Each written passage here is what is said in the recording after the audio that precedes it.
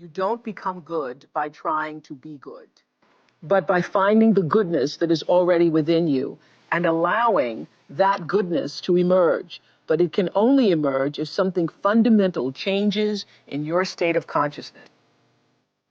So what that means, if, if nothing changes in your state of consciousness, the ego has many ideas. It says, I want to be a spiritual person. I want to be recognized as a spiritual person. I want to be more spiritual than all these people. And I'm definitely more spiritual than you. So the ego has all kinds of ideas of what it wants to be. And it might even say, yes, I want to be good, because it wants to have a better image of itself. But on that level, by the essential dysfunction of the ego is still operating. So this is why we have the phrase, the road to hell is paved with good intentions. Because no matter how good your intentions are, when you're still trapped in the ego, it will always take you into conflict eventually. So you have to go deeper beyond the realm of opposites where there's good and bad and reach a place within yourself that is unconditioned, that is what I sometimes call the formless, expressed beautifully in the Old Testament in the little saying, "Be still and know that I am God." And that's in the Old Testament. It contains the entire wisdom of religion in those few words. Be still, meaning go to that place where the mind is no longer operating, where you're just conscious without thinking. And that is the level where the eternal resides.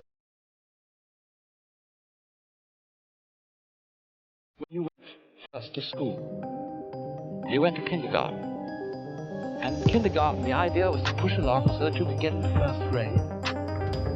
And then push along so that you could get into second grade, third grade, and so on, going up and up. And then you went to high school. This was a great transition in life.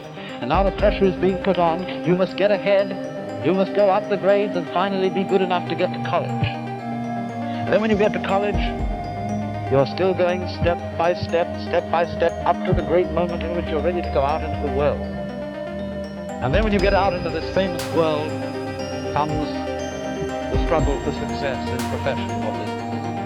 And again, there seems to be a ladder before you, something for which you're reaching all the time.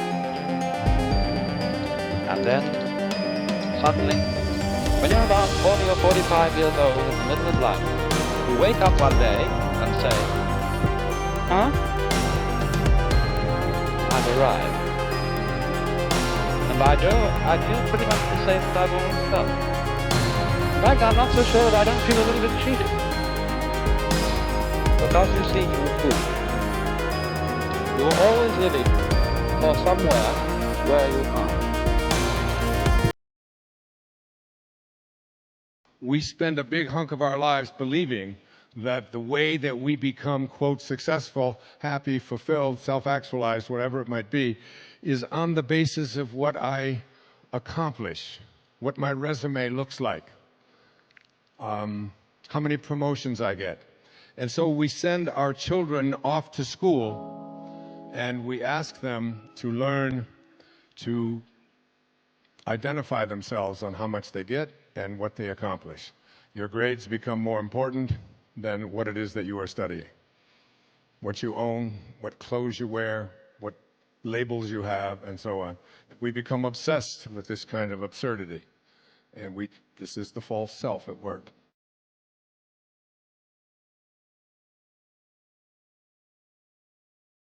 Look back 10 years ago, 5 years ago, 15 years ago, and think of a decision you made.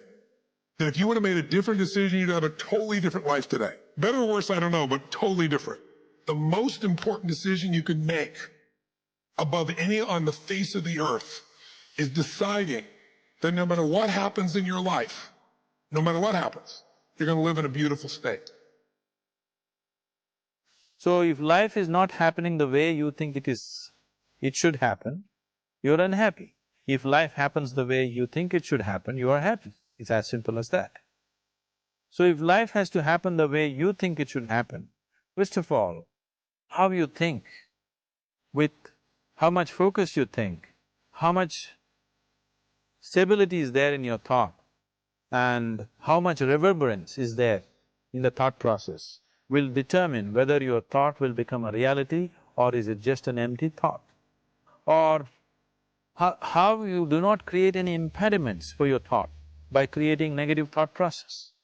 This possible is something possible or not possible, is destroying humanity. What is possible and not possible is not your business, it's nature's business. Your business is just to strive for what you want.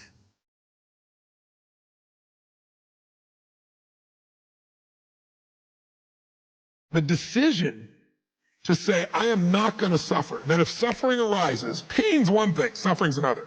Suffering is when you're like, suffering could be worry, it could be anger, it could be frustration, it's anything that takes you out of a beautiful state. And here's what people don't get. You can end suffering by stop focusing on yourself and focus on something you want to serve greater than yourself. Your children, your wife, your mission, your life.